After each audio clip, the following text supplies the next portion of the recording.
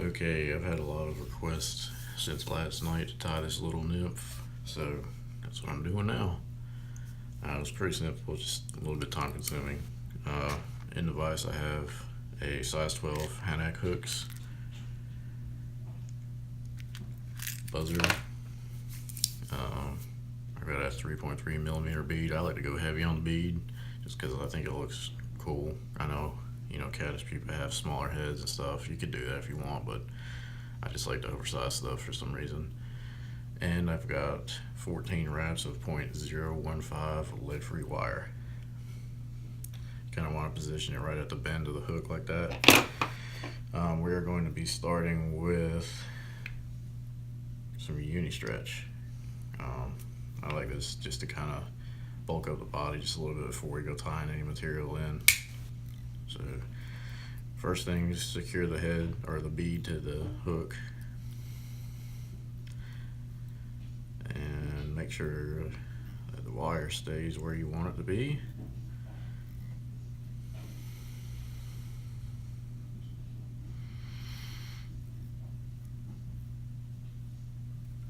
Like that.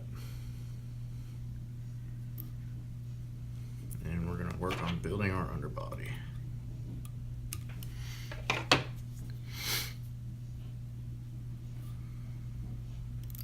I like the unit stretch because it lays nice and flat.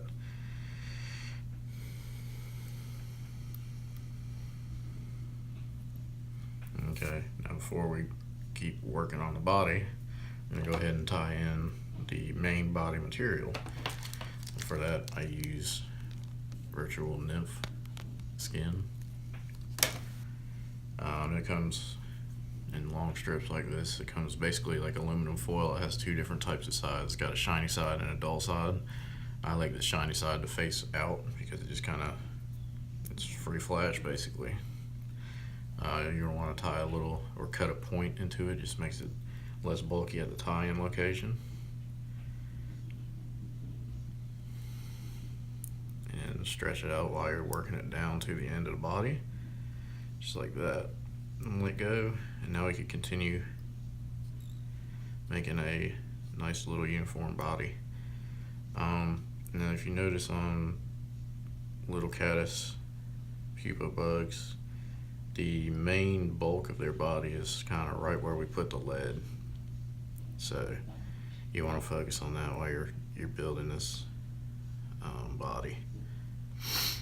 Now you don't want to go too large because you're going to mess up your hook gap and all that, but you get the general idea. Just kind of do that, and that's probably good enough. Now I like to switch thread. This is just I think this might be a 10-aught or 12-aught Vivus, and just an olive. I'm making a green Caddis pupa if that wasn't obvious. And tie that thread on and cut the underbody material off, uni stretch. And I just like to kind of leave my thread there so I know exactly where I'm going to stop my body. So make sure when you're wrapping you got the shiny side facing out, and this is how you're going to create your body. So stretch it the most when it's in the back, and go slow if you want it to look really nice, but it completely doesn't matter.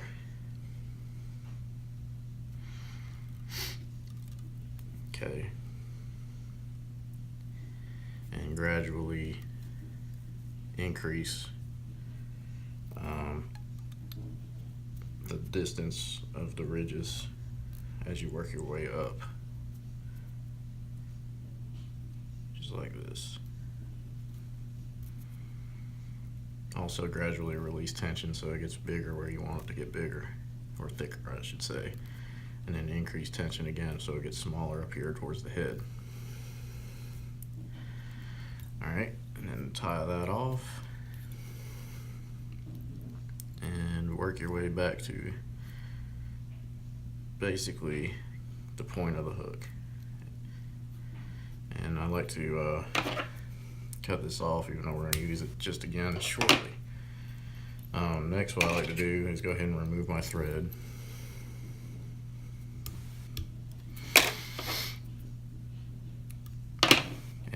if you're tying a bunch of these, this is a good stopping point. So now I like to kind of rotate my bug upside down like this, and we're going to start coloring this material. For that, I use some Copic markers. You could use whatever you want, really. I mean, I've used fabric markers, Sharpies, everything works. So I like to use two colors because it just kind of blends a little bit better. First, I'm going to start with a chartreuse, and when you're coloring this thing, kind of go against the ribs.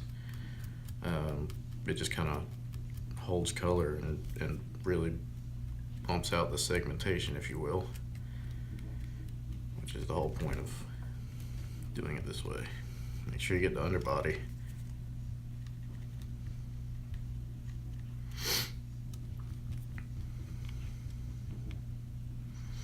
Okay, the chartreuse is done. Now we're going to move to an olive color. And for that, I just like to go pretty light and just do the top, about midway down the back, because this is going to eventually bleed into the bottom anyway, and it'll give a nice little fade look, so it's kind of natural looking.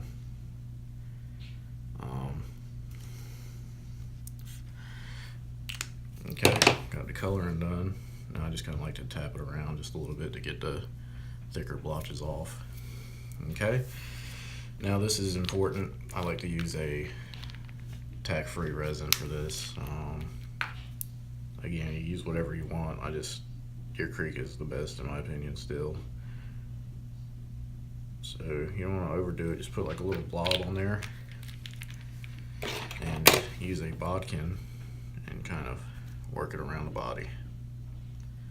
Just like this. Make sure you try to keep the same general shape and thickness where you want the bulkiest part of this to be. And I'm kind of working in a hurry, so it might not look quite as good because I'm only filming this on a cell phone and don't want to run out of space, storage space. Isn't that sad? Alright. So just make sure the whole thing is completely sealed, and this is going to make it a lot more durable, and it'll make the ribs pop, and it just looks pretty cool. Alright, so now loosen up your vise if you have a rotary and kind of spin it just a little bit and zap it while it's spinning. That's going to make it nice and a uniform shape. You're not going to have blotches or anything anywhere. And this resin takes 15 seconds to fully cure. You know, if I'm doing a bunch of these, I'll stop right here again, and I have two UV torches, and I'll set one off to the side and just leave this underneath the one torch while I work on another one. But for the sake of the video, that's still probably not fully cured, but it's good enough. We're just going to move ahead. Okay, now reposition it in your vise and reattach your thread.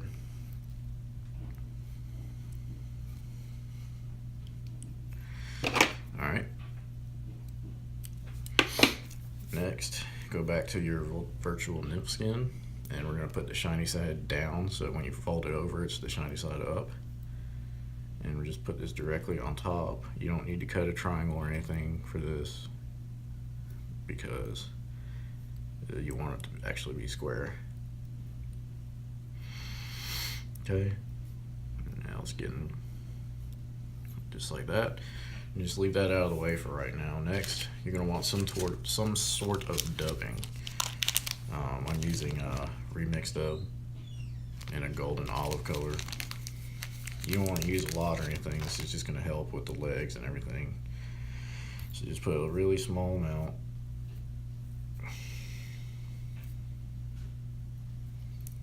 And build it up. Don't go too far forward either. Okay, just like that. Alright, now you're going to want to flip the fly upside down, because we're going to do some little wing buds. And for that, I use some Cote de Leon hen saddle. I've already took off a nice little feather and all the fluff off the bottom, but it's kind of like a wally wing, but not really. So just take, I don't know, probably 10 fibers or so on each side, and you want to kind of when you fold it backwards, you want it so the stem is still there when you tie it in, so that provides durability. And just kind of stick it on the bottom and fold it over. Make sure they look like wing buds, just like this. Okay, that's one down. And then you're gonna cut the feather carefully, just like that. And do the same thing for the other wing bud. Peel off some fibers, just so you have some stem. And again, about 10 fibers or so on each side. And tie it in. Just like that. Okay.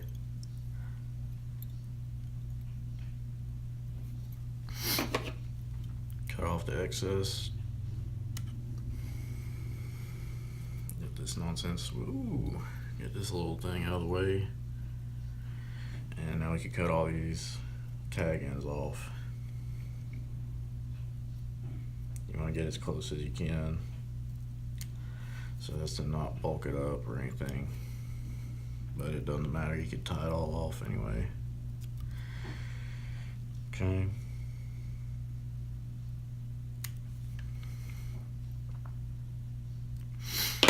Alright, so now just kind of fold all the tags that you couldn't quite get back, and we're going to cover all that up with dubbing anyway. Alright, now I'm going to flip it back into vise properly and add some more of the same dubbing right in front of that. We're going to eventually brush this out, so you want it to be sort of a little bit looser than the back part.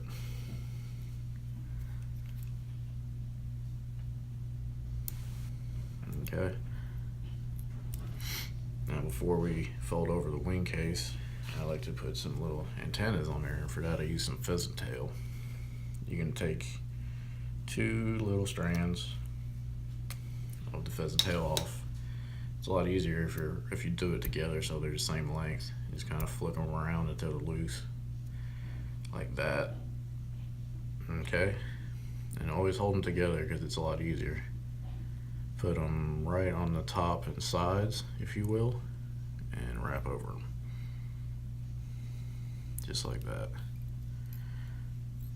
Okay, cut it off, cut it off, make sure they're separated, and fold the wing case over, just like that. Now go ahead and tie the wing case off. Do 2 or 3 loose wraps, catch in front of it, 2 or 3 tighter wraps, and catch in front of it again. Okay, now if you pull this tight, it'll shrink down almost nothing, and you can cut it off. Okay, now we're still not quite done. I like to give a little curl to these, so you just take your scissors, flatten them out, take a blade and run it along that, and it'll give a nice little curl to these antennae, just like they look natural. Now we're going to color the top of the wing pad, so again, get your chartreuse marker, put a little color to it, get your olive marker. Ooh, that's the big side, little side, and just kind of blotch it around just a little bit, give it some color. Alright, now back to your UV resin and put just a little tiny drop right on top there. Work it around.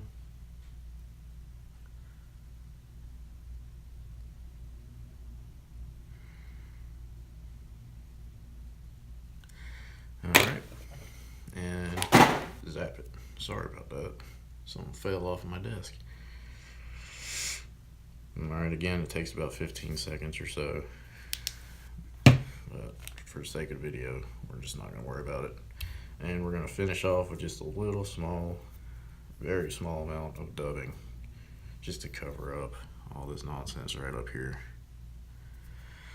Okay, now work your thread back to the head, and you're going to wet finish.